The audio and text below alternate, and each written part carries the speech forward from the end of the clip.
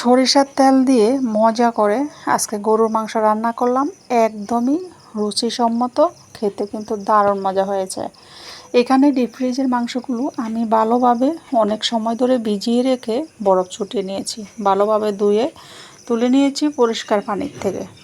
এখন এই তো সরিষার তেল দিয়ে তেলটা গরম করে 1 কাপের মতো পেঁয়াজ কুচি দিয়ে দিয়েছি। পেঁয়াজ কুচির সাথে গরম মশলা, তেজপাতা, দারচিনি, এলাচ এবং 4টা শুকনো মরিচও দিয়ে দিয়েছি।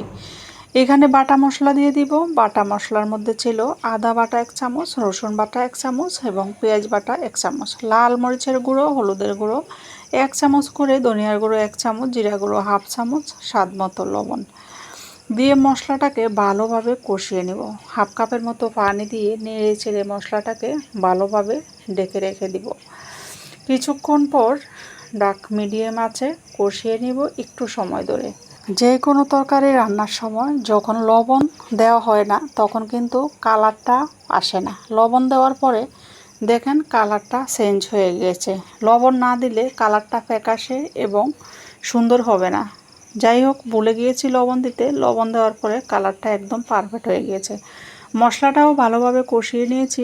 এখন গরুর মাংসগুলো দিয়ে দিয়েছি। গরুর মাংসটা দিয়ে উল্টে পাল্টে নেড়ে ছেড়ে ভালোভাবে মশলার সাথে মিশিয়ে ঢাকনা দিয়ে ঢেকে রান্না করব কিছুক্ষণের জন্য। কিছুক্ষণ পর পর নেড়ে ছেড়ে দিব, এতে করে পাতিলের তলায় লেগে যাবে না।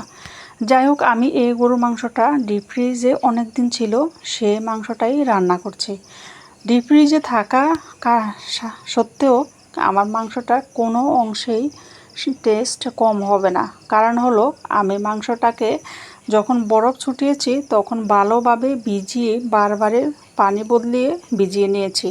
পানি বদলিয়ে ভিজিয়ে নিলে ভালোভাবে যদি মাংসের গায়ের বরফ ছুটে যায়, ঠান্ডা একদমই কমে যায়, তখন মাংসটা রান্না করলে একদম ডিপ ফ্রিজের যেই শক্ত শক্ত বা রান্না করলে টেস্ট হয় না, সেটা কিন্তু আর থাকবে না।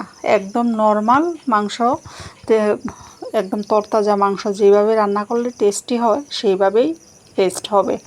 যাই হোক, কথা বলতে বলতে আমার মাংসগুলো একদম কষানো হয়ে গিয়েছে, প্রায় 80% মতো রান্না হয়ে গিয়েছে কষাতেই। এখন আমি গরম পানি দিয়ে যে হাই হিটে রান্না করে নিতেছি। দেখতেই পাচ্ছেন কতটা লোভনীয় হয়েছে মাংসটা। এই মাংসটা দিয়ে আপনি যে কোনো ভাত, পোলাও ভাত বা রুটি যেটাই খান না কেন একদম রুচিসম্মত এবং মজা করে খেতে পারবেন। আমি এখানে রসুন দিয়ে দিয়েছি কয়েকটা আস্ত, এতে করে টেস্ট কিন্তু আরও বেশি বেড়ে যাবে। দেখতেই পাচ্ছেন কতটা লোভনীয় হয়েছে। যাই হোক, আজকে এখানেই শেষ।